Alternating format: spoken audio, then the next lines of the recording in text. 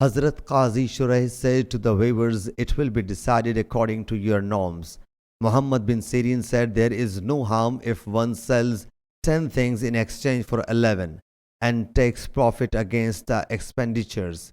The Prophet ﷺ said to Hazrat Hind, take as much pocket money as will be sufficient for you and your progeny according to practice in vogue.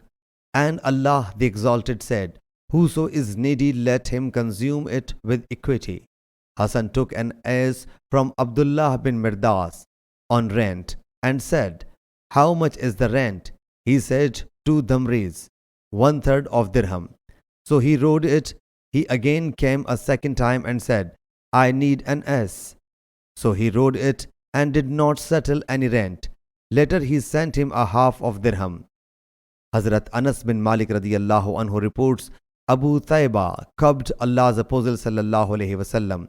So Allah's Apostle sallallahu alaihi wasallam issued orders to pay him 4 kilograms of dates and recommended to his master for remitting some of his dues. Sahih Bukhari, Hadith number 2210.